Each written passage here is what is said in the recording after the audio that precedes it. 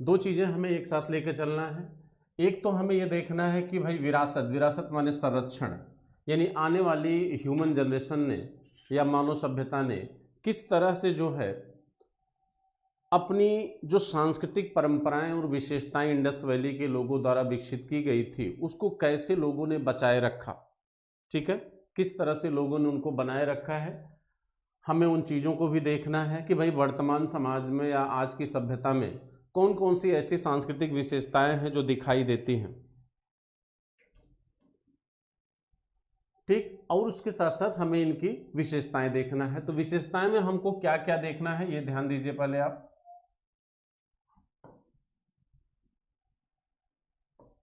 ठीक, इनकी हम राजनैतिक संरचना देखेंगे, राजनीतिक विशेषता या संरचना हम देखेंगे इसमें कि राजनीतिक संरचना क्या रही। फिर इनकी हम सामाजिक संरचना,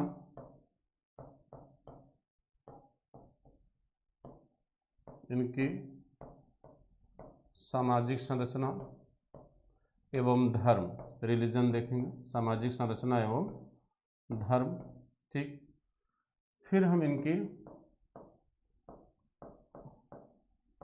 आर्थिक क्रियाएं, आर्थिक क्रियाएं देखेंगे। इसमें आपका कृषि, पशुपालन, व्यापार, वाणिज्य सभी चीजें एक साथ देखी जाएंगी। ठीक है, तो ये 3 टॉपिक हमको आज की वीडियो में कवर करने मित्रों, और सभी रेडी हो जाइए, बहुत इंपॉर्टेंट टॉपिक है आपका।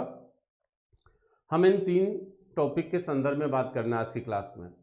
तो चलिए हम स्टार्ट करते हैं पहले राजनीतिक संरचना से ही, आपकी क्लास कंटिन्यू हो रही है। तो आइए शुरू करते हैं राजनीतिक संरचना।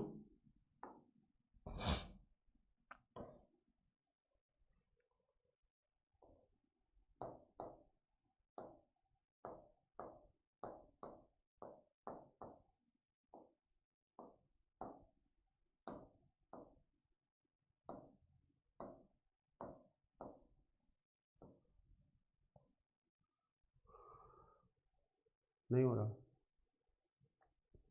चलिए देखिए, कहते हैं राजनीतिक संरचना को जानने से पहले थोड़ा सा हमको सामाजिक स्तरीकरण देखना पड़ेगा, यानी समाज कितने वर्गों में बटा था। सिंधु सभ्यता का जो सामाजिक स्तरीकरण है, यानी समाज कितने वर्गों में बटा था, जिसे आप सामाजिक स्तरीकरण कहते हैं। तो इसको लेकर विद्वानों में कई तरह के मतभेद हैं सामाजिक स्तरीकरण को लेकर, लेकिन जो एक सर्वमान्य मान्यता है वो ये है, चूंकि जो जो प्रमाण या प्रूफ हमको इंडस वैली से मिले हैं वो सारे हमारे प्रूफ जो है कहीं न कहीं आर्कियोलॉजिकल रिसोर्सेज यानी पुरातात्विक स्रोतों पर निर्भर हैं। चूंकि लिपि यहाँ की पढ़ी नहीं जा सकी है, तो अभी तक आप कह सकते हैं कि इंडस वैली के एकांकी पक्ष का ही अध्ययन हो सका है। ठीक, हो सकता है कल को आप अगर यहाँ की लिपि पढ़ लें तो इसका कॉन्सेप्ट बदल सकता है। ठीक है, लेकिन अभी तक जो हमारे पास रिसोर्सेस है यानी आर्कियोलॉजिकल रिसोर्स के आधार पर जो व्याख्या या जो मान्यता दर्शाई गई है इतिहासकारों द्वारा, वो यही बताया गया है कि यहाँ का समाज जो है निम्न वर्गों में बटा था। पुरोहित वर्ग, चूंकि पुरोहित आवास आपको मोहनजोदड़ो से मिला है। इसके बाद योद्धा वर्ग, जिसे आप क्षत्रिय कह सकते हैं, जिसे आप क्षत्रिय कह सकते हैं। और तीसरा आपका व्यापारी वर्ग है, जिसमें कोई संदेह नहीं है क्योंकि आपकी इंडस वैली पूरी तरह कैसी है, अर्बन सिविलाइजेशन है, नगरीय सभ्यता है। तो व्यापारी वर्ग पर ही पूरा व्यापार वाणिज्य क्या है, निर्भर है। तो इसको ध्यान में रखिए। इसके बाद आप श्रमिक एवं दास वर्ग की बात करिए, श्रमिक एवं दास वर्ग।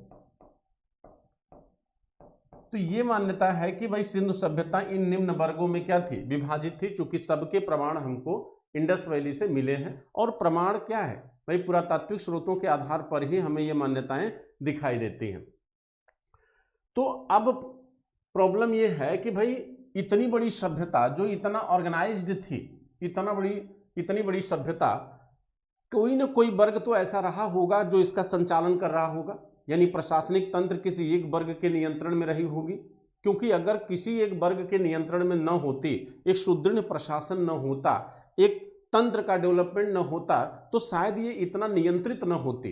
तो इतिहासकारों की ये मान्यता है कि कोई न कोई वर्ग इसमें से प्रशासनिक वर्ग रहा होगा जो इस सभ्यता का संचालन कर रहा होगा। तो किस विद्वान ने, किस इतिहासकार ने अपनी क्या व्याख्या दिया है इसके संदर्भ में, उसी को हम राजनीतिक संरचना के अंतर्गत क्या करेंगे, पढ़ेंगे। तो राजनीतिक संरचना में हम देखेंगे कि किसने किस वर्ग को इस सत्ता का संचालक माना है। ठीक, तो सबसे पहले हम बात करते हैं, कहा जाता है कि स्टुअर्ट पिगट ने, एक महान इतिहासकार हैं, पाश्चात्य इतिहासकार माने जाते हैं। स्टुअर्ट पिगट ने आपके हड़प्पा एवं मोहनजोदड़ो, स्टुअर्ट पिगट, इनका कहना है कि हड़प्पा एवं मोहनजोदड़ो, हड़प्पा एवं मोहनजोदड़ो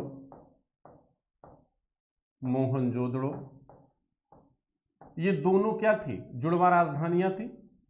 हड़प्पा एवं मोहनजोदड़ो क्या थी, जुड़वा राजधानियां थी। इनका कहना है कि चूंकि भारतीय इतिहास में यह एक अकेला उदाहरण नहीं है कि जब किसी राज्य या राजतंत्र का जुड़वा राजधानियां रही हो। इसके पहले आप कनिष्क, इसके बाद कनिष्क में देखिए, कनिष्क ने भी 2 राजधानियां बनाई थी। इसके बाद आप गुप्त वंश में आइए तो चंद्रगुप्त ने भी उज्जैनी और पाटलिपुत्र को राजधानियां बनाई थी। तो जुड़वा राजधानियों का जो कॉन्सेप्ट है वो हर्ष के समय भी देखने को मिल जाता है, चंद्रगुप्त द्वितीय के समय भी मिलता है, कनिष्क के समय भी मिलता है। तो कहीं न कहीं आप मध्यकाल में देखिए तो मोहम्मद बिन तुगलक ने भी दौलताबाद को प्रयास तो किया लेकिन असफल रहा। तो ये एक कॉन्सेप्ट इन्होंने दिया और इनका जो कॉन्सेप्ट है वो बेसिकली सुमेरियन सभ्यता पर निर्भर है। हालांकि सुमेरियन सभ्यता की राजधानी बेबीलोन थी, बेबीलोन सुमेरियन सभ्यता की राजधानी है, लेकिन स्टुअर्ट पिगट का मानना है कि बेबीलोन के अतिरिक्त भी उन्होंने एक प्रशासनिक केंद्र बनाया था। उसी तरह हड़प्पा एवं मोहनजोदड़ो यहाँ की जुड़वा राजधानियां थी और ये दोनों नगर जो है धर्म प्रधान नगर थे, ऐसा मानना है स्टुअर्ट पिगट का। और धर्म प्रधान नगर होने के कारण ही इन्होंने पुरोहित वर्ग को इस सत्ता का क्या माना, संचालक माना। इनका मानना था कि पुरोहित वर्ग ही इस सत्ता का क्या था, नियंत्रण करता था और पुरोहित वर्ग ही इस सत्ता का क्या कर रहा था, संचालन कर रहा था। ये कॉन्सेप्ट दिया किसने, स्टुअर्ट पिगट ने। इन्होंने ही, ये प्रश्न पीटी में बहुत बार पूछा गया है, इन्होंने ही इसे जुड़वा राजधानियों का कॉन्सेप्ट दिया था। और ये प्रश्न आता है कि किसने हड़प्पा एवं मोहनजोदड़ो को जुड़वा राजधानियां कहा। ठीक है, बहुत अच्छा, आप सभी लोग जुड़ जाइए फटाफट, ज्यादा से ज्यादा लोग जुड़िए। राहुल कपूर जी, थैंक यू आपको। चलिए हमें पढ़ाने दीजिए, आप ज्यादा से ज्यादा अपने मित्रों को शेयर करिए, जोड़िए सबको।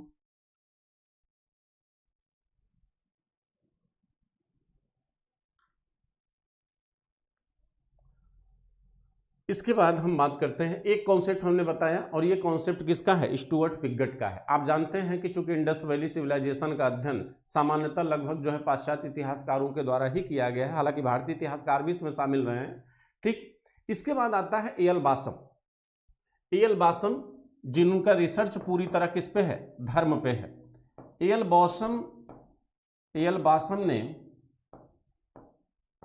बासम कि जितनी भी किताबें आप पढ़ेंगे वो सामान्यतः रिलीजन पे ही आप पाओगे। कहा जाता है कि एल बासम ने कहा कि सिंधु सभ्यता पूरी तरह धर्मतंत्रीय थी। सिंधु सभ्यता पूरी तरह क्या है, धर्मतंत्री थी। और इनके इस कॉन्सेप्ट का सपोर्ट किया है माधव स्वरूप वत्स ने। इनके इस कॉन्सेप्ट का सपोर्ट किया है माधव स्वरूप वत्स ने। इन्होंने कहा कि चूंकि सिंधु सभ्यता पूरी तरह धर्मतंत्री है और धर्म का संचालन किसके द्वारा किया जाता है, पुरोहित वर्ग के द्वारा किया जाता है। इन्होंने कहा कि सिंधु सभ्यता पूरी तरह कैसी है, धर्मतंत्री है और धर्म का संचालन किसके द्वारा होता है, पुरोहित के द्वारा होता है। इसलिए इन्होंने भी पुरोहित वर्ग को इस सत्ता का क्या माना, संचालक माना। ठीक है, अभी देखिए विरासत की बात नहीं कर रहा, अभी मैं विशेषता की बात कर रहा हूं कि किस राजनीतिक परंपरा को जन्म दिया यहाँ के लोगों ने। ठीक, राजनीतिक परंपरा, आर्थिक परंपरा, सामाजिक परंपरा, धार्मिक परंपरा, ये आपके सांस्कृतिक लक्षण माने जाते हैं। ठीक है, कहा जाता है कि इसके बाद व्हीलर की हम बात करते हैं, मार्टिन व्हीलर साहब एक ऐसे इतिहासकार हैं जिन्होंने इस सभ्यता के डेवलपमेंट को सुमेरियन सभ्यता के द्वारा दर्शाया है। इनका यह मानना था कि इंडस वैली का जो डेवलपमेंट है, चूंकि कहीं भी जहां भी उत्खनन कार्य किया गया यह सभ्यता पूरे विकसित स्वरूप में पाई गई है, तो इन्होंने एक नया कॉन्सेप्ट दे दिया कि इंडस वैली सुमेरियन सभ्यता का क्या है, उपनिवेश है। यानी वहां के लोगों ने ही सभ्यता का डेवलपमेंट किया। लेकिन जब ये देखा गया कि इंडस वैली का जो डेवलपमेंट है वो सुमेरियन सभ्यता से कई कदम आगे है, तो इनके कॉन्सेप्ट को लोगों ने मानने से इनकार कर दिया। ठीक, अच्छा, इन्होंने जो कॉन्सेप्ट आपके संचालन के लिए दिया है, इन्होंने कहा कि इस सभ्यता में कोई भी वर्ग मजबूत स्थिति में हमको दिखाई नहीं देता। इनका यह मानना था कि पुरोहित वर्ग हो या क्षत्रिय वर्ग, कोई भी वर्ग जो है मजबूत कंडीशन में दिखाई नहीं देता। इसलिए इनका मानना था कि इस सत्ता का जो संचालन है, चूंकि ये अर्बन सिविलाइजेशन है, ये व्यापार प्रधान या व्यापार वाणिज्य प्रधान सभ्यता थी, इसलिए इनका मानना था कि इस सभ्यता का जो संचालन है वो मध्य वर्गीय जनतंत्रात्मक था। इनका मानना था मार्टिनर व्हीलर साहब का, मार्टिनर व्हीलर ने कहा, इन्होंने कहा कि इस सभ्यता का संचालन मध्य वर्गीय यानी मध्य वर्ग के द्वारा किया जा रहा था, मध्य वर्गीय जनतंत्रात्मक था, यानी कई लोगों के द्वारा जनतंत्रात्मक, यानी मध्यवर्गीय जनता द्वारा इसका संचालन किया जा रहा था। आप केवल पीटी के पॉइंट ऑफ व्यू से याद रखिएगा कि किसने क्या कॉन्सेप्ट दिया है, ठीक है, किसने क्या सिद्धांत दिया है। इसके बाद आर एस शर्मा साहब को लीजिए, रामशरण शर्मा। आर एस शर्मा आप जानते हैं, चूंकि मार्क्सवादी इतिहासकार हैं आर एस शर्मा, रामशरण शर्मा। मार्क्सवादी इतिहासकार का मतलब है कि इन्होंने अपने लेखन कला में हमेशा श्रमिक वर्ग और किसान वर्ग को महत्व दिया है। ठीक, क्योंकि मार्क्सवाद जब हिंदुस्तान में आया तो मार्क्सवाद आने के बाद पहली बार ऐसा हुआ कि हिंदुस्तान में जो है श्रमिक वर्ग या किसान वर्ग या जो दबा कुचला वर्ग था उसको भी इतिहास में स्थान दिया गया। आप पूरी मिडिवल हिस्ट्री पढ़ जाइए या एंशिएंट हिस्ट्री पढ़ लीजिए, कहीं भी आपको श्रमिकों और किसानों का इतिहास दिखाई नहीं देगा। लेकिन जब आप मॉडर्न हिस्ट्री पढ़ते हैं तो मॉडर्न हिस्ट्री में आपको किसान आंदोलन, श्रमिक आंदोलन, जनजातीय आंदोलन भी दिखाई देते हैं। तो उनको इतिहास में स्थान देने का जो एक अहम योगदान रहा है वो मार्क्सवादियों का रहा है। तो जितने भी मार्क्सवादी इतिहासकार हैं, चाहे वो विपिन चंद्रा हो, चाहे लाइक अहमद हो, चाहे आपके आर एस शर्मा हो, चाहे डी कौशाम्बी महोदय हो, चाहे जे आर शर्मा साहब हो, जितने भी आपके मार्क्सवादी इतिहासकार हैं, उन्होंने अपने लेखन कला में, अपने इतिहास में कहीं न कहीं इस वर्ग को एक महत्व दिया है। इसलिए आपसे इंटरव्यू में एक बड़ा ही पर्टिकुलर प्रश्न पूछा जाता है कि क्या इतिहास वस्तुनिष्ठ है, क्या इतिहास वस्तुनिष्ठ है, यानी जिस विषय, जिस प्रूफ या प्रमाण के आधार पर आप इतिहास को लिखने जा रहे हो, क्या आपने उस प्रूफ का वैसा ही एनालिसिस किया, एज इट इज आपने लिखा जैसा वो था, या आपका नेचर उस पर कहीं न कहीं इफेक्टिव रहा, प्रभावी रहा। तो सामान्यतः आप देखेंगे कि जितनी भी लेखन कला हिंदुस्तान में आपको दिखाई देगी इतिहास लेखन में, कहीं न कहीं ह्यूमन नेचर उस कला पे क्या होता है, प्रभावी होता है। तो मार्क्सवाद में भी ये दिखाई देता है। तो सीधी सी बात है, ये जिस वर्ग का नेतृत्व करते हैं उसको नियंत्रण करता मान। मैं इतना पीछे जाके इसलिए बताया क्योंकि कॉन्सेप्ट क्लियर रहने से आप अलग विद्यार्थियों से बेहतर कर सकते हो। ठीक, आप रटने की कोशिश मत करिए। आप अगर इतिहास की विचारधारा से परिचित हैं, इतिहासकार के विचारों से परिचित हैं, तो कहीं न कहीं आंसर आप आसानी से निकाल सकते हैं। तो इसलिए आर एस शर्मा का यह मानना है कि यहाँ पर व्यापारी वर्ग इसका क्या कर रहा था, संचालन कर रहा था। कौन सा वर्ग इसका संचालन कर रहा है? व्यापारी वर्ग इसका संचालन कर रहा है। ठीक, इसके बाद फेयर सर्विस महोदय, फेयर सर्विस ये भी एक इतिहासकार हैं। इन्होंने कहा कि ग्राम प्रशासन तंत्र यहाँ पर संचालन कर रहा था, यानी जिसे आप वर्तमान में पंचायती राज व्यवस्था कहते हो। इन्होंने ये कॉन्सेप्ट दिया कि ग्राम प्रशासन तंत्र के द्वारा ही सभ्यता का क्या हो रहा था, संचालन हो रहा था। तो जितना मुझे लगा कि नहीं, इतने महत्वपूर्ण स्टेटमेंट हैं इतिहासकारों के इंडस वैली की राजनीतिक संरचना को लेके, पॉलिटिकल कंडीशन यहाँ की कैसी थी उसके बारे में जो बात किया है यहाँ के इतिहासकारों ने, हमने मेन इतिहासकारों के कॉन्सेप्ट को आपके सामने रख दिया है। आप इसको बखूबी नोट कर लीजिए मित्रों। ठीक, और इसको याद रखिएगा, कम से कम 5 या 6 नाम आपके सामने लिखा हूं, इतना तो आपको याद होना ही चाहिए। ठीक, तो इनको याद कर लीजिएगा। अब हम बात करते हैं कि भाई विरासत क्या है, राजनीतिक संरचना की विरासत की बात अगर हम करें, हालांकि यह क्लियर नहीं है, हमारे पास स्रोतों का अभाव होने के कारण हम स्पष्ट नहीं कर पाए कि कौन सी सत्ता इस शासन का संचालन कर रही थी। लेकिन अगर आप महसूस करिए कि कोई एक वर्ग तो रहा होगा। इस सत्ता के विकास के लक्षणों को देखिए, इस सभ्यता के भौगोलिक विस्तार को देखिए, 3 देशों में विस्तारित है, तो एक बृहद सभ्यता है। ठीक, इतनी बड़ी सभ्यता का संचालन कोई वर्ग तो कर रहा होगा। तो जो तंत्र इंडस वैली में रहा होगा उस तंत्र का अनुसरण बाद में भी हुआ होगा। ऐसा नहीं है। अगर आप पुरोहित वर्ग को नेतृत्वकर्ता माने तो राजनीति में आने वाली सभ्यताओं में पुरोहित वर्ग का महत्व एक मुख्य सलाहकार के रूप में दिखाई देता है, ठीक, क्योंकि राजा का नियंत्रण जो है वो कहीं न कहीं पुरोहित के हाथ में होता था और पुरोहित की सलाह पे ही राजा राज्य का संचालन करता था। अगर हम क्षत्रिय वर्ग को नियंत्रण करता मान लें तो आप भारतीय इतिहास में राजनीति हमेशा क्षत्रियों के ही हाथ में रही है। तो विरासत के रूप में हम यहाँ की मान्यताओं को आने वाली सभ्यताओं में भी देखते हैं, ठीक है, हम कहीं न कहीं उसका संरक्षण किए हैं। अगर हम ग्राम प्रशासन तंत्र की बात करें, अगर हम फेयर सर्विस की बात को मान लें, तो फेयर सर्विस की बात को अगर हम माने तो वर्तमान में विरासत के रूप में ग्राम पंचायती राज व्यवस्था हमें दिखाई दे रही कि नहीं दिखाई दे रही?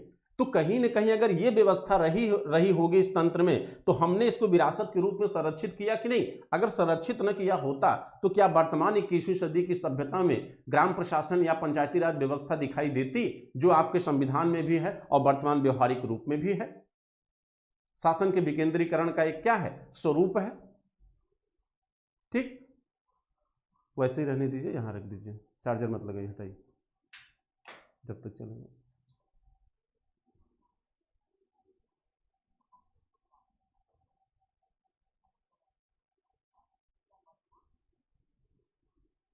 ठीक है, चलिए अब हम बात करते हैं यहां की सामाजिक संरचना की, सिंधु सभ्यता की सामाजिक संरचना।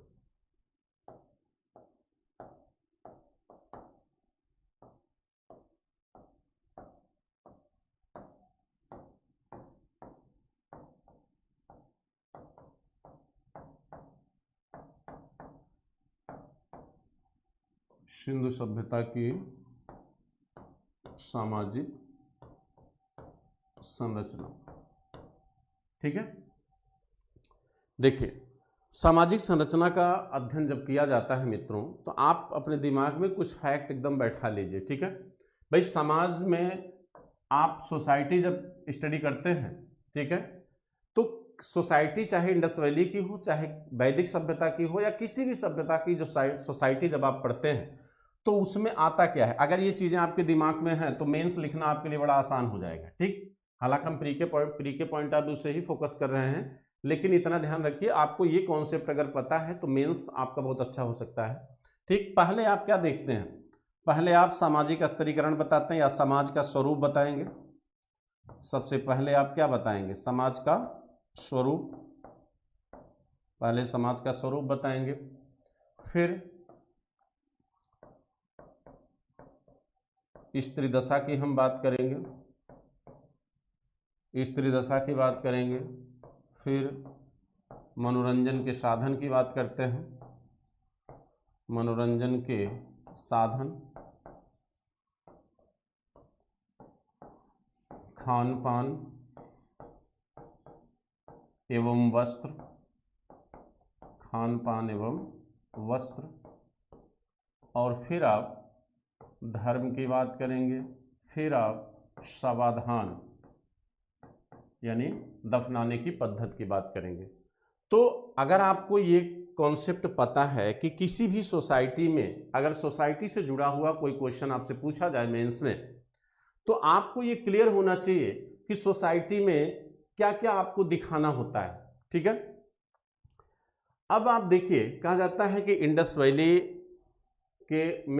जो सोसाइटी हम आपको बताने जा रहे हैं, हालांकि जब आप ऑप्शनल के क्वेश्चन होगा तो ऑप्शनल में पूरा एक साथ आपसे पूछा जा सकता है, लेकिन जो वर्तमान ट्रेडिशन आया है 150 शब्दों का 250 शब्दों का क्वेश्चन पूछने का, उसमें किसी एक भाग पे भी आपसे क्वेश्चन बना सकता है, स्त्री दशा पे भी बना सकता है, किसी भी एक पार्ट को लेकर वह क्वेश्चन पूछा जा सकता है मेंस में, ठीक। तो यहां हमें आपको दिमाग में ये होना चाहिए कि भाई इंडस वैली क्या सोसाइटी हम पढ़ने जा रहे हैं, तो हमारे दिमाग में कम से कम क्लियर हो कि हमें क्या क्या चीजें दिखाना होता है। कभी कभी क्या करते हो आप, किसी एक पॉइंट को ही पूरी तरह आप दिखा के चले आते हो पूरी तरह। चलिए, तो एक एक क्रम से हम देखते हैं। पहले हम सामाजिक स्तरीकरण देखते हैं इसका। सिंधु सभ्यता का सामाजिक स्वरूप कैसा है? समाज का स्वरूप, समाज का स्वरूप, समाज का स्वरूप कैसा है? मातृसत्तात्मक है, कैसा है? मातृसत्तात्मक है। ठीक। अब प्रश्न यहां ये खड़ा हो जाता है कि भाई मातृसत्तात्मक का मतलब क्या हुआ कि महिला प्रधान समाज है। इसको कहने का आधार क्या है कि जो हमारी मूर्तियां पाई गई हैं उन मूर्तियों में बहुतायत किसकी है? स्त्रियों की है। और स्त्रियों की जो मूर्तियां हैं उसमें बहुतायत धार्मिक उद्देश्य से बनाई गई हैं। तो धर्म में अगर महिलाओं का स्थान प्रमुख है तो समाज में भी महिलाओं का स्थान प्रमुख होगा। क्यों? क्योंकि समाज का जो संचालन होता है वह किसके द्वारा होता है? धर्म के माध्यम से होता है। आप अपने ही धर्म को देख लीजिए, धर्म का स्वरूप जैसे जैसे बदला है, सामाजिक स्तरीकरण या समाज का स्वरूप भी वैसे बदला है। वैदिक काल में आप आइए तो आपका जो देवलोक है, जो देवताओं का वर्ग है, वो पुरुष प्रधान हो जाता है। तो वैदिक समाज भी पितृसत्तात्मक हो जाता है, पुरुष प्रधान हो जाता है। ठीक। वही इंडस वैली में आप देखिए तो ये मातृदेवी की मूर्तियां अधिकतम पाई गई है। लेकिन ऐसा नहीं था कि केवल इंडस वैली में सीधे एकाएक आके महिलाओं को प्रधानता प्रदान की गई। इससे पहले की सभ्यता में आप जाइए तो आप देखिए, कहा जाता है लोहदा नाला जो उच्च पुरापाषाण काल का एक आर्कियोलॉजिकल साइट्स है, उच्च पुरापाषाण काल। जो पहली अस्थि निर्मित मूर्ति पाई गई वो किसकी है? मातृदेवी की है। ठीक। यानी धर्म की जो शुरुआत है वह किससे हो रही? महिलाओं से हो रही है। फिर आप भीमबेटका की चित्रकारी को देख लीजिए, या आप जो पटने में शुतुरमुर्ग के अंडे पर चित्रकारी की गई उसको देख लीजिए। हर जगह जो है महिलाओं का अस्तित्व पुरुषों से प्रमुख दिखाई देता है। तो इसका मतलब है कि सामाजिक संरचना का जब निर्माण हुआ तो उसमें महिलाओं का एक अहम योगदान रहा होगा, क्योंकि प्रजनन क्रिया में जन्म का जो योगदान है या सृष्टि के निर्माण का जो योगदान है उसमें महिला का जो योगदान है वो पुरुष से अधिक रहा है। तो प्रारंभिक चरण में जब तक समाज में संसाधनों का विकास नहीं हुआ, यानी जब तक धन जैसी संपत्ति यानी संपत्ति की संकल्पना का विकास जब तक नहीं हुआ, जब तक उस पर अधिकार जताने की संकल्पना नहीं आई, तब तक समाज में पुरुषों का प्रमुख स्थान नहीं रहा। लेकिन जब संपत्ति की संकल्पना का जन्म हुआ तब उस संपत्ति पर अधिकार को लेकर पुरुष ने अपने अस्तित्व को मजबूत कर लिया महिलाओं की सापेक्षता में, जो हमें उत्तर वैदिक काल में जाके दिखाई देता है। और आपको यह भी पता होना चाहिए कि उत्तर वैदिक काल में ही संपत्ति की संकल्पना का जन्म भी होता है। लेकिन यहां प्रश्न यह खड़ा हो जाता है कि इंडस वैली में भी तो संपत्ति की संकल्पना थी, लेकिन यह संपत्ति किसके द्वारा मैक्सिमम उत्पादित थी ये पूरी तरह स्पष्ट नहीं है। ठीक। क्योंकि हमारे पास अभी लिखित प्रमाण नहीं है, इसलिए हम इसको बहुत क्लियर नहीं कर सकते कि उत्पादक वर्ग पे महिलाओं का वर्चस्व था या पुरुषों का वर्चस्व था। लेकिन हम यही मानते हैं कि ये मातृसत्तात्मक समाज है। ठीक। इसके साथ साथ कहा जाता है कि ये महिला प्रधान समाज था, लेकिन साथ साथ समाज में दास व्यवस्था भी दिखाई देती है। दास व्यवस्था भी रही होगी, क्योंकि रामशरण शर्मा का यह अनुमान है कि इतनी विकसित अवस्था में दास का अस्तित्व जरूर रहा होगा, एक सेवक का अस्तित्व जरूर रहा होगा, क्योंकि वर्तमान संकल्पना में भी अमीर वर्ग हमेशा कहीं न कहीं एक सेवक या दास को रखना पसंद करता है। तो इंडस वैली में भी रामशरण शर्मा साहब ने यह माना था कि दास व्यवस्था का अस्तित्व जरूर रहा होगा। रामशरण शर्मा के साथ साथ आर्य शर्मा के साथ साथ आपके माधव स्वरूप वत्स साहब ने भी इस बात को महत्व प्रदान किया है। माधव स्वरूप वत्स, उन्होंने भी इसे महत्व प्रदान किया है। बाकी श्रमिक वर्ग का अस्तित्व आपको पता है कि मोहनजोदड़ो से आपके ईंट भट्ठों का प्रमाण मिला है, आपके हड़प्पा से श्रमिकों के आवास का प्रमाण मिला है। तो श्रमिक का अस्तित्व तो है, लेकिन दास वर्ग के अस्तित्व को लेकर थोड़ा कंफ्यूजन है। यहाँ पर रामशरण शर्मा और माधव स्वरूप वत्स ने दास के अस्तित्व को स्वीकार किया है।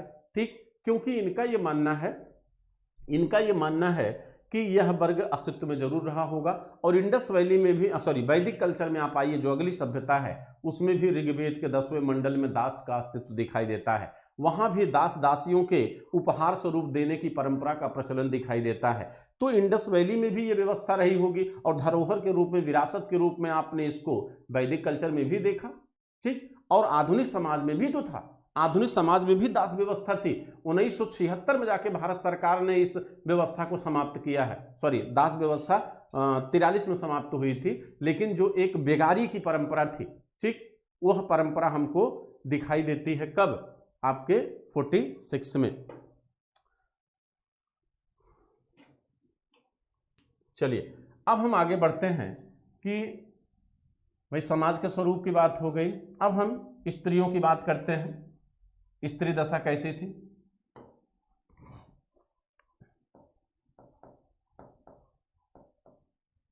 तो सीधी सी बात है, स्त्रियों की दशा बेहतर स्थिति रही होगी, इसलिए क्योंकि ये महिला प्रधान समाज है तो स्त्रियों की दशा अच्छी रही होगी।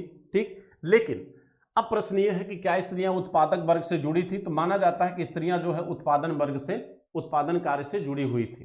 ठीक, पर्दा प्रथा की कोई परंपरा यहाँ पे दिखाई नहीं देती, बाल विवाह की कोई संकल्पना दिखाई नहीं देती, या अन्य जो सामाजिक बुराइयां जिससे आप मानते हो, सती प्रथा, बाल विवाह, पर्दा प्रथा, दहेज प्रथा, ये संकल्पनाएं स्त्रियों के संदर्भ में इंडस वैली में दिखाई नहीं देती। क्यों नहीं दिखाई देती? अगर ये रही भी होंगी तो साहित्यिक प्रमाण के अभाव में हम इनको स्पष्ट नहीं कर सकते।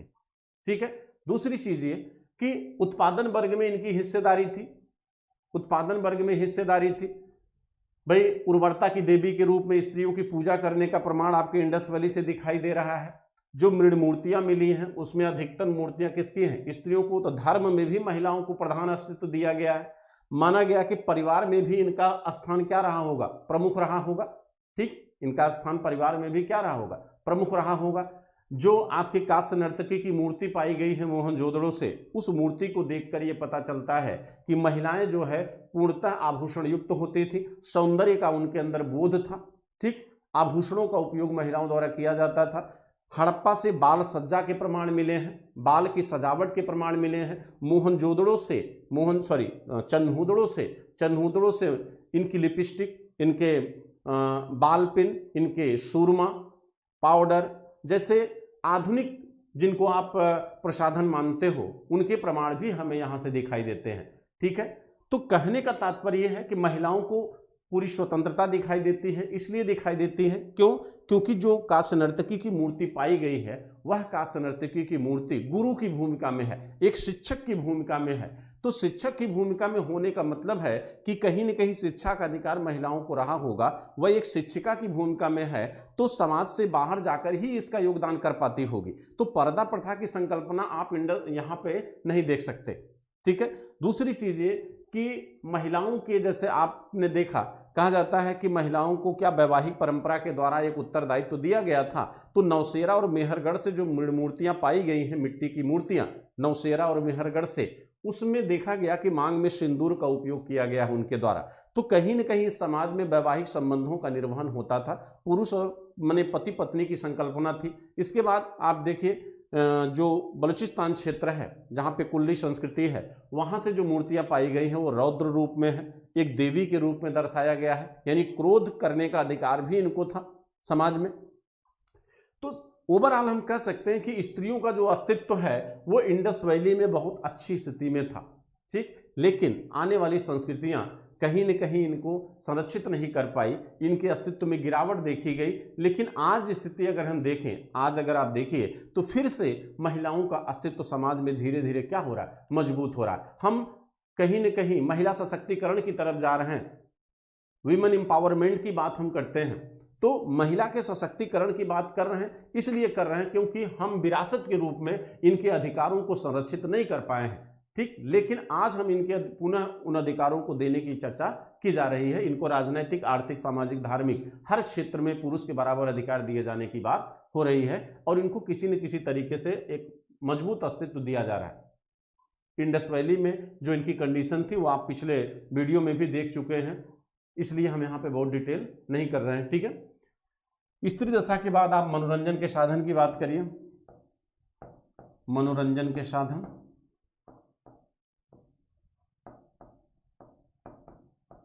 मनोरंजन के साधन, तो मनोरंजन के साधन के रूप में आप देखिए तो कहा जाता है शतरंज। शतरंज का प्रमाण सबसे पहले सिंधु सभ्यता से ही मिला है। ठीक, आपके मोहनजोदड़ो से शतरंज का प्रमाण मिला है 64। हड़प्पा से इसकी गोटियां प्राप्त हुई हैं, हड़प्पा से शतरंज की गोटी प्राप्त हुई है, शतरंज की गोटियां प्राप्त हुई हैं। इसके अतिरिक्त मुर्गे की लड़ाई, मुर्गे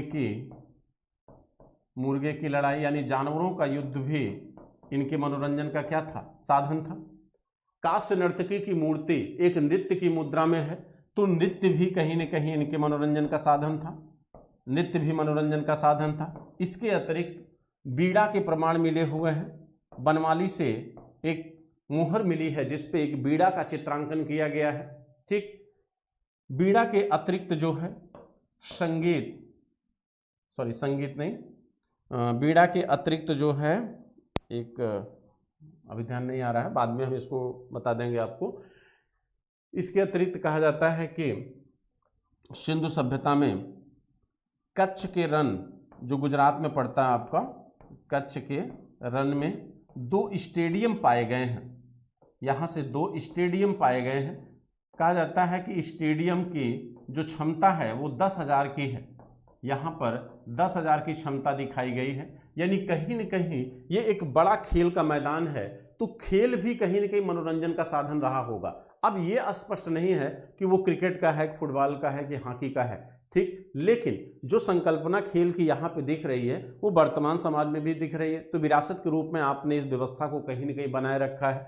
बीड़ा है, नृत्य है, ठीक, मुर्गे की लड़ाई है, शतरंज है, ये सारे जो मनोरंजन के साधन आपको दिख रहे हैं ये कहीं न कहीं वर्तमान समाज में भी हमको दिखाई देते हैं। ठीक है, तो आपने विरासत के रूप में इन व्यवस्थाओं को कहीं न कहीं क्या किया है, बनाए रखा है। इंडस वैली में जो हमारी परंपराएं दिख रही हैं वो आज वर्तमान समाज में भी दिख रही हैं। ठीक, खान पान की अगर हम बात करें,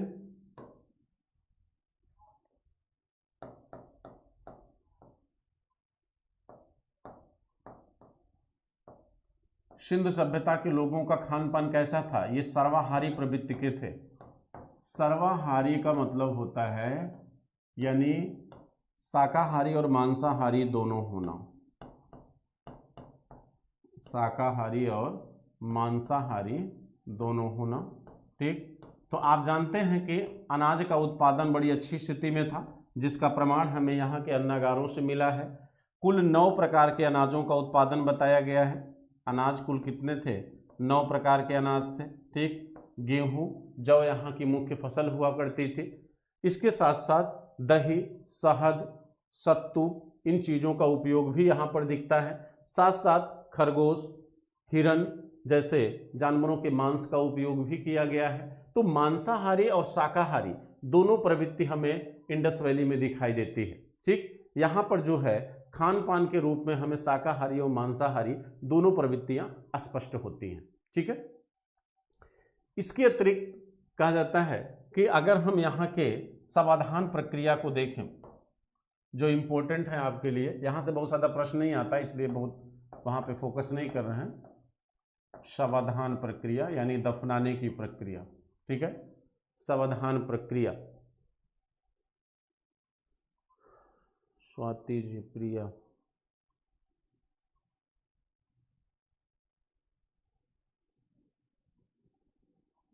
स्वाति जी क्या क्वेश्चन है आपका?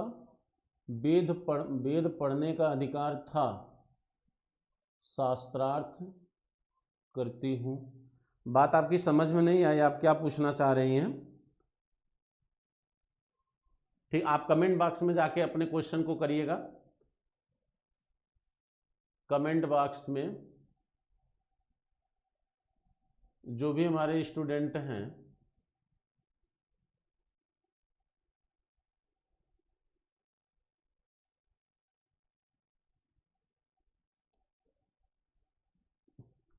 जो कोई भी क्वेश्चन करना चाह रहे हैं वो कमेंट बॉक्स में अपना क्वेश्चन स्पष्ट रूप से लिख देंगे तो हम उनका आंसर कर देंगे। ठीक है, चलिए समाधान प्रक्रिया देखें यानी दफनाने की प्रक्रिया। तो कहा जाता है सिंधु सभ्यता में समाधान की 3 परंपराएं हमको दिखाई देती हैं। समाधान की 3 परंपराएं हमको दिखाई देती हैं। पहला है आंशिक समाधान, आंशिक समाधान, पूर्ण समाधान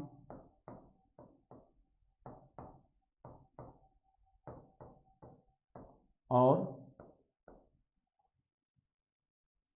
दाह संस्कार। इनमें से ये परंपरा आज भी दिख रही है। इतिहासकारों ने किसे जो है सर्वाधिक प्रचलित माना है, तो ज्यादातर इतिहासकारों ने दाह संस्कार को प्रचलित माना है।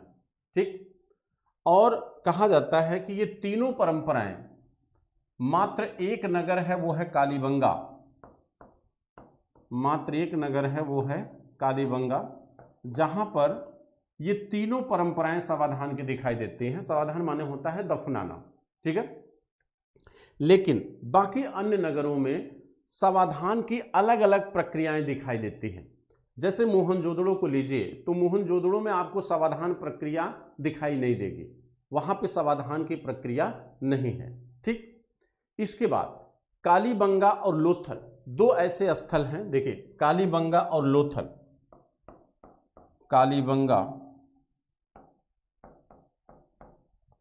एवं लोथल दो ऐसे स्थल हैं जहां पर युगल समाधियां हैं, जहां पर क्या है, युगल समाधियां हैं,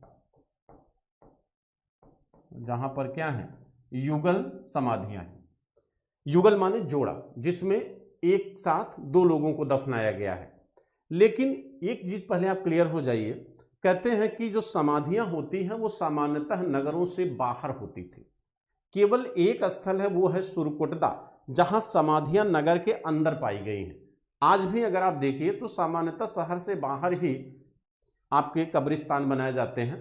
ठीक, लेकिन कहीं कहीं शहर के अंदर भी होते हैं।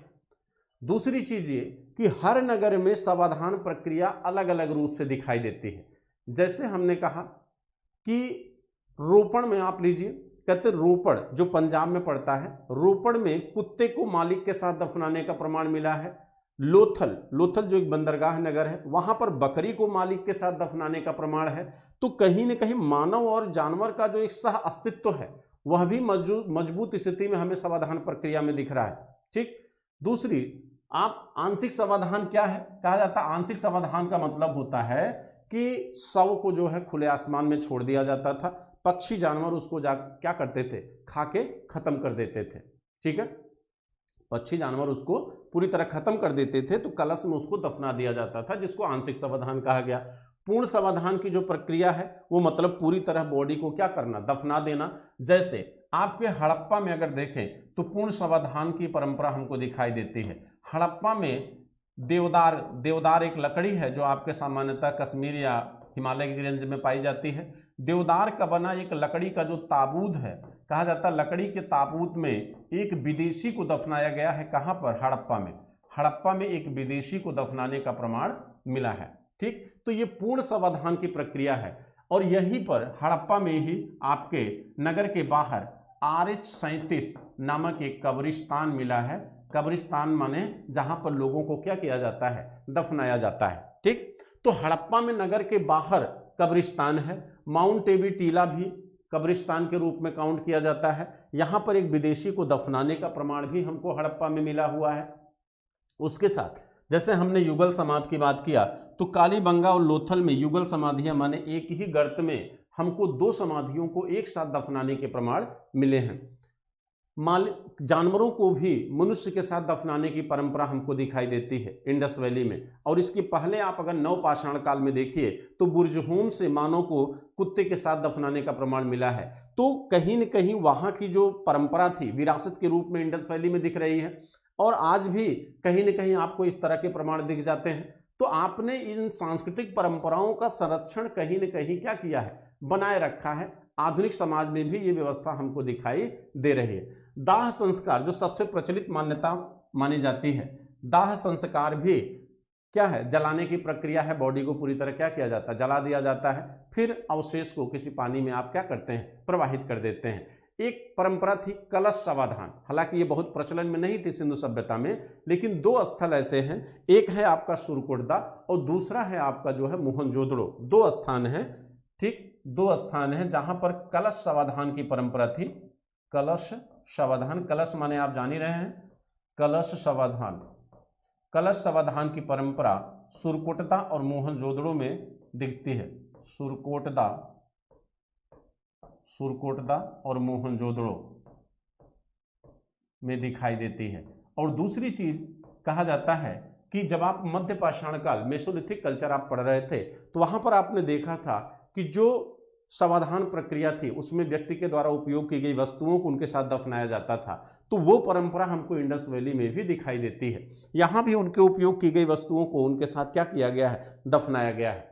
ठीक, जिससे ये पता चलता है कि कहीं न कहीं इनका आत्मा की अमरता और पुनर्जन्म की व्यवस्था में इनका क्या था, विश्वास था, क्योंकि ये मानते थे कि ये शरीर पंचतत्वों का बना है जो नष्ट होता है, ये नई आत्मा के द्वारा फिर से इस समाज में अपना अस्तित्व क्या करता है, बरकरार करता है। ठीक, तो ये व्यवस्था हमको सिंधु सभ्यता में दिखाई देती है। समाधान की एक विकसित अवस्था, एक विकसित परंपरा इंडस वैली में पाई गई है, और यह हमारी संस्कृति की मानव द्वारा उत्पन्न की गई एक बहुत ही विकसित परंपरा मानी जाएगी, क्योंकि जानवर और मनुष्य के बीच एक अंतर का मानक भी है।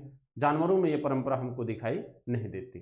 ठीक है, अब हम आते हैं आपके धर्म पर। ठीक है, कि सिंधु सभ्यता का धर्म कैसा था। इस पे पिछली वीडियो में भी चर्चा हुई है कि सिंधु सभ्यता का धर्म कैसा है।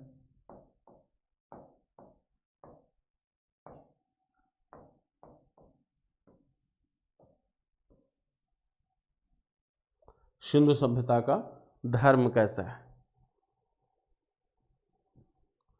गर्मी बहुत है,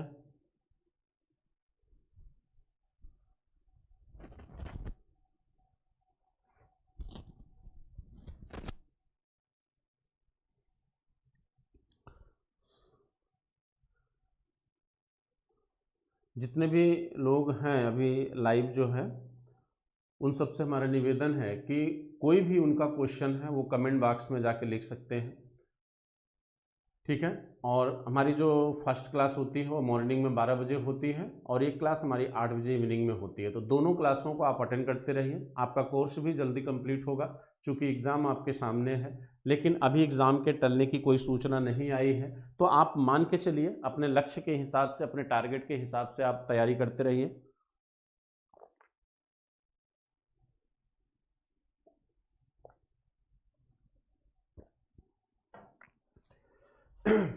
हमारा पूरा प्रयास है कि एग्ज़ाम के पहले एक प्रैक्टिस सेशन आपका ज़रूर लाएंगे, और जो भी प्रैक्टिस हम कराएंगे वो मेरी गारंटी होगी कि आपके मैक्सिमम क्वेश्चन वहाँ से हल हो जाएंगे। ठीक है, वो प्रैक्टिस व्याख्या के साथ होगी। ठीक, और जो भी हमारा स्टूडेंट है, जो विद्यार्थी जो सीरियस है एग्ज़ाम को लेके, वो ज़रूर उसमें शामिल होंगे। थोड़ा सा लॉकडाउन का वेट कर रहा हूँ, थोड़ा सा अगर इसमें ढील होती है, क्योंकि हमको भी संसाधन जुटाना पड़ेगा थोड़ा सा उसके लिए, तो वो एक बेहतर सेशन आपके लिए हो सकता है आपके एग्जाम की तैयारी के लिए। ठीक है, चलिए हम थोड़ा सा धर्म की बात करते हैं कि यहाँ के धर्म का स्वरूप क्या है। धर्म क्या है, धर्म क्या है। धर्म को दो तरीके से आप देखिए। धर्मी इति धारतः, जो धारण करने योग्य है वही धर्म होता है, और धर्म का संबंध मानव सेवा से है। मानवतावाद ही सबसे बड़ा धर्म होता है। आज इस कोरोना वायरस के दौर में ये मानवतावादी जो धर्म है, जो एक विकसित संकल्पना मानी जा सकती है, अगर यह धर्म आपके मनोमस्तिष्क पर हावी हो तो किसी भी समस्या से आप लड़ सकते हैं। लेकिन आज हमारा जो धर्म का स्वरूप है वो बहुत अलग अलग तरीके से दिखाई देता है। सब अपनी अलग अलग मान्यता रखते हैं, सभी धर्म जो है अपने आप को एक संप्रदाय से जोड़ चुके हैं। लेकिन जो इतिहासकारों की व्याख्या है कि धर्म वास्तव में आया क्यों, धर्म जो है जब सामाजिक विकास होना शुरू हुआ, जब भाषा के विकास से एक समूह की संकल्पना आई और समूह बड़े स्वरूप में कन्वर्ट हुआ, जिसे समुदाय कहा गया, समुदाय से बड़ा होता है समाज। तो जब संख्या लोगों की बढ़ती गई समूहों में, तो समूह को नियंत्रित करने के माध्यम के रूप में धर्म को लाया गया था, क्योंकि धर्म लोगों को जोड़ता है, एक डोर में बांधता है धर्म। लेकिन वर्तमान समाज में धर्म को लोगों ने अपना एक राजनीतिक हथियार भी बना रखा है। लोग अपने अपने तरीके से इसका उपयोग करते हैं। राजनीतिक संरचनाएं जो हमारे समाज में हैं वो कहीं न कहीं धर्म के एक बिगड़े हुए स्वरूप को समाज में दिखा रही हैं।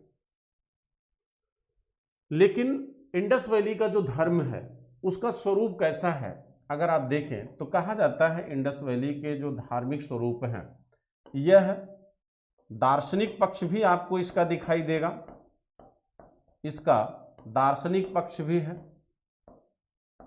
और दूसरा इसका व्यवहारिक पक्ष भी है। और चूंकि हमारे पास इसके अध्ययन के लिए एकमात्र स्रोत पुरातात्विक स्रोत ही उपलब्ध है, इसलिए हम केवल इसके व्यवहारिक पक्ष की ही व्याख्या अभी तक कर पाए हैं। इसके दार्शनिक पक्ष की व्याख्या नहीं हो पाई है, क्योंकि हमारे पास साहित्यिक स्रोत अभी उपलब्ध नहीं है। ठीक है, साहित्यिक स्रोत उपलब्ध न होने के कारण हमें दार्शनिक पक्ष की व्याख्या नहीं हो सकी है। ठीक, लेकिन अगर हम व्यवहारिक पक्ष की बात करें तो यहां का जो धर्म है वो उपासना पद्धति पर आधारित है। किस पद्धति पर आधारित है? उपासना पद्धति पर आधारित है। और यह उपासना किस पे आधारित है? कर्मकांड पे आधारित है। यानी इस धर्म का कर्मकांडी स्वरूप भी हमें दिखाई देता है।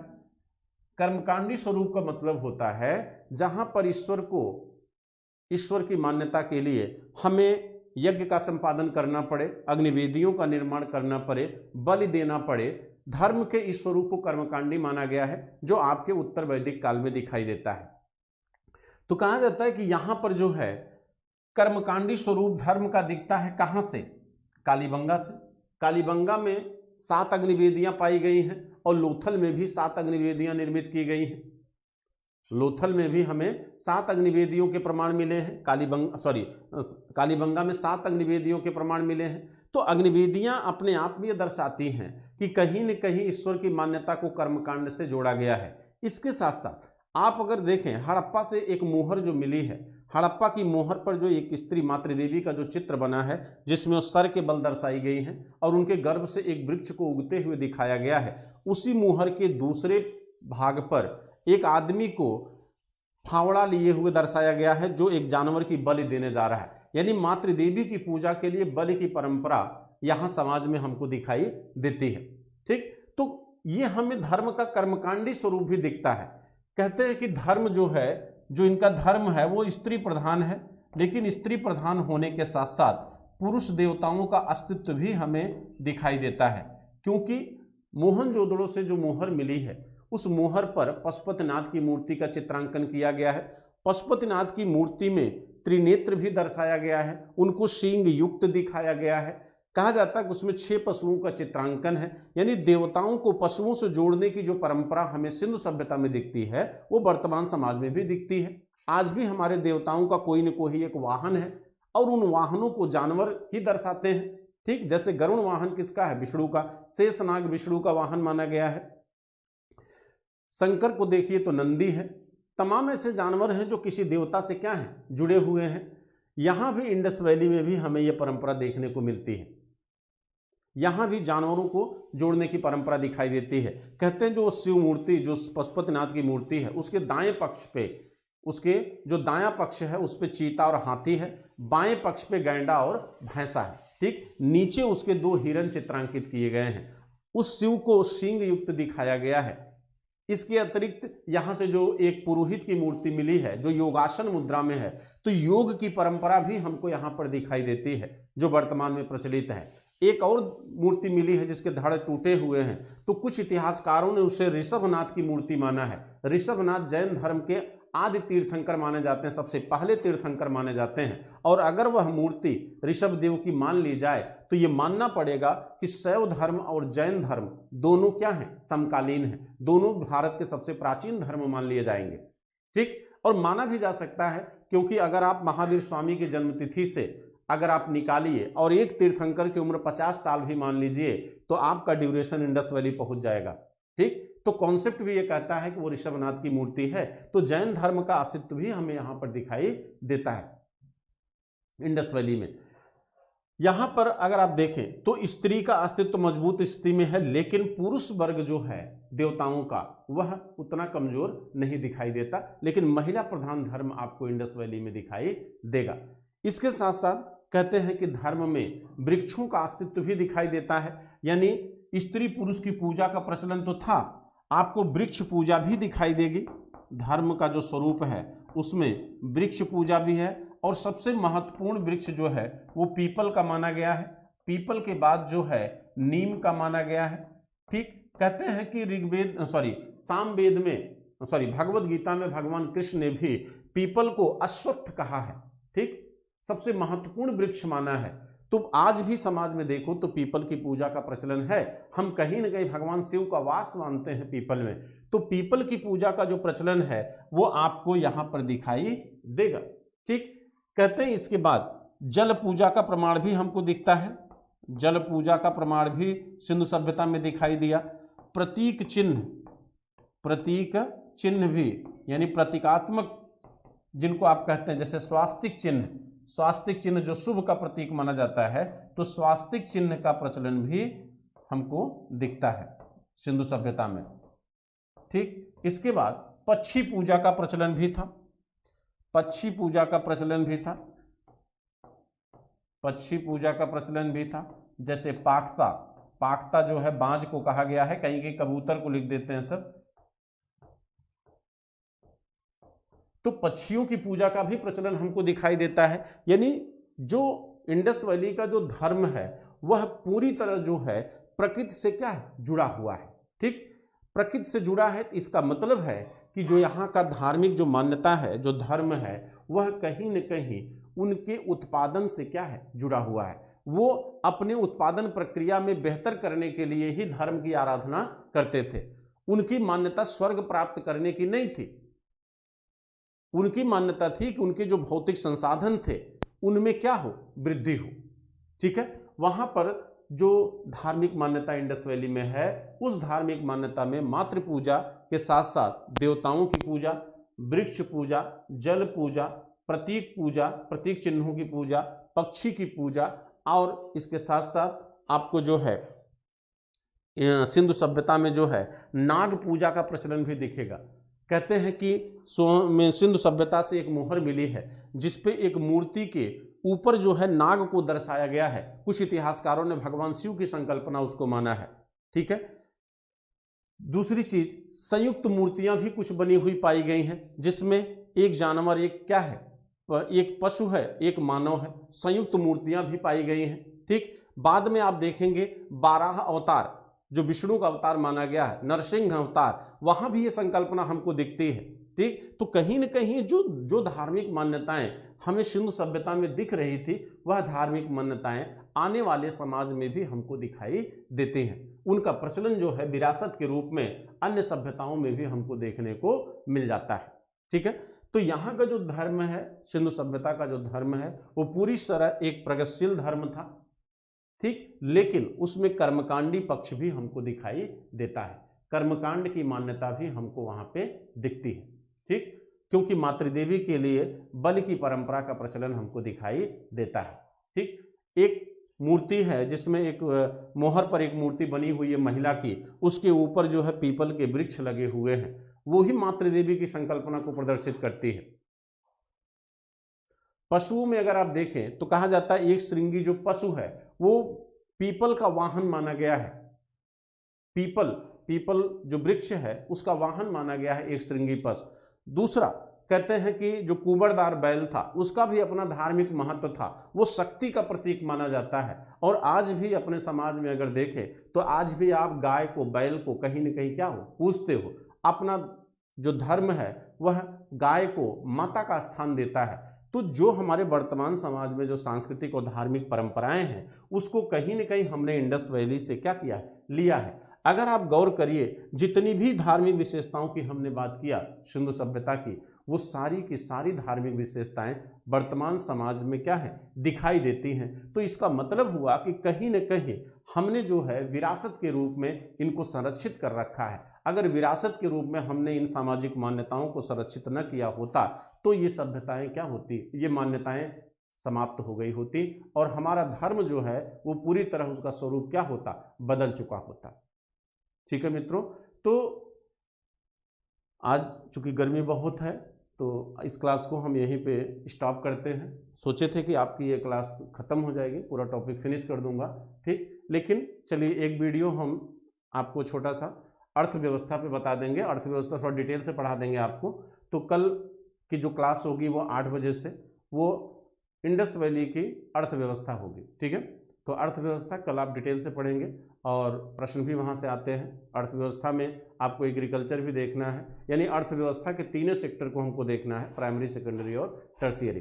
सुबह वाले वीडियो में एक बच्चे ने कमेंट किया था, हमने वहाँ कहा था कि भाई इंडस्ट्री सेक्टर डेवलप दिखाई दे रहा है, तो हमने कहा था कि इंडस्ट्री सेक्टर विकसित दिखाई दे रहा है। विकसित का सेंस आप वर्तमान से मत जोड़िए, ठीक है। उन्होंने कहा कि वर्तमान में अगर आपका इंडस्ट्री सेक्टर डेवलप होता तो ये बेरोजगारी गरीबी न होती। ये बात सच है, ये पूरी तरह सच है कि आज भी इंडिया का जो इंडस्ट्री सेक्टर है, जो सेकेंडरी सेक्टर माना जाता है, वो विकसित उतना नहीं है। हम 70 के दशक तक चीन के साथ थे, लेकिन चीन हमसे आज कई गुना आगे निकल गया है। तो उसका एक मूल कारण यही है कि चीन ने 1970 के बाद अपनी जीडीपी का मैक्सिमम इन्वेस्टमेंट उसने हेल्थ और एजुकेशन पे किया, और हेल्थ और एजुकेशन पे जो इन्वेस्टमेंट चाइना ने किया, उससे कहा जाता है कि एक मेंटली और फिजिकली परफेक्ट पर्सन उसने तैयार किया। और उस दशक में चीन की युवा आबादी दुनिया में सबसे अधिक थी, और चीन ने अपनी युवा आबादी को पूरी तरह फिजिकली और मेंटली परफेक्ट बनाया। और तब उसके सामने ये चैलेंज था कि इस युवा आबादी का इन्वेस्ट हम कहाँ से करें, क्योंकि अगर वो शायद उनको रोजगार न दे पाता तो वो अराजकता की कंडीशन उत्पन्न हो जाती, क्योंकि यही युवा आबादी जो है वो सामाजिक बुराइयों को भी जन्म देती है, एक आपके लिए एक प्रशासनिक चैलेंज पैदा करता है। लेकिन चीन ने उसके बाद अपनी जीडीपी का मैक्सिमम इन्वेस्टमेंट किया किस पे? इंडस्ट्री सेक्टर पे। और इंडस्ट्री सेक्टर एक ऐसा सेक्टर है जो सबसे अधिक लोगों को रोजगार दे सकता है। एक फावड़ा चलाने वाला श्रमिक भी काम कर सकता है, तो एक जो है इंजीनियर भी वहां पे काम कर सकता है, जिसकी वजह से चीन में बेरोजगारी की मात्रा भारत की सापेक्षता में क्या है? कम है। भारत में आज भी देखिए तो आपका जो सेवा सेक्टर है, टर्शियरी सेक्टर, उसका योगदान आपकी टोटल इनकम में सबसे अधिक है, लगभग 52% से ज्यादा है। जबकि रोजगार में देखिए तो आपके सेवा सेक्टर का योगदान बेहद कम है, क्योंकि यहां पर हाई स्किल्ड पर्सन ही जॉब कर सकता है। आप कम पढ़ा लिखा व्यक्ति इस सेक्टर में नौकरी नहीं पा सकता, जिसकी वजह से इंडिया पीछे है। इंडिया में बेरोजगारी और गरीबी की संख्या सबसे ज्यादा है, इस वजह से, क्योंकि आबादी तो हमारी चीन के लगभग बराबर है, लेकिन हमारा जो रोजगार देने का जो तरीका है वो बहुत ही क्या है? गड़बड़ रहा है। हम उस चीज को समझ नहीं पाए हैं। हालांकि हमारे माननीय प्रधानमंत्री अब इस चीज को समझ पाए हैं, तब जाके मेक इन इंडिया और कौशल विकास योजना जैसी संकल्पना को उन्होंने लाया है। लेकिन चूंकि बहुत देर हो चुकी है, और इस देर में कहते हैं ना कि सिर मुड़ाते ओले पड़ना, देर तो हुई थी, ऊपर से कोरोना भी आ गया है मित्रों, तो उससे संभल के रखिएगा। क्या स्थिति होगी देश का, वो हमारे लिए और आपके लिए, दोनों के लिए बहुत बड़ा चैलेंज है। हमारे वहाँ कहने का तात्पर्य वहाँ के सेंस में था, आधुनिक सेंस में नहीं। हाँ, ये सच है, इतिहास को सापेक्षता में अध्ययन किया जाता है, वर्तमान से जोड़कर देखा जाता है, तो ये मेरी गलती है। वर्तमान में भी आपकी इंडस्ट्री सेक्टर बहुत डेवलप नहीं है। अगर डेवलप होता तो हमारे यहाँ बेरोजगारी ना होती मित्रों। ठीक है, तो आज की क्लास हम यहाँ पे फिनिश करते हैं। जय हिंद, जय भारत। मुझे उम्मीद है आप लोग जुड़े रहेंगे और अपने यार मित्रों को जोड़ने की कोशिश करेंगे, ताकि हमारी भी और आपका भी, दोनों का हौसला क्या है? बुलंद रहे। ठीक है, जय हिंद, जय भारत, गुड नाइट।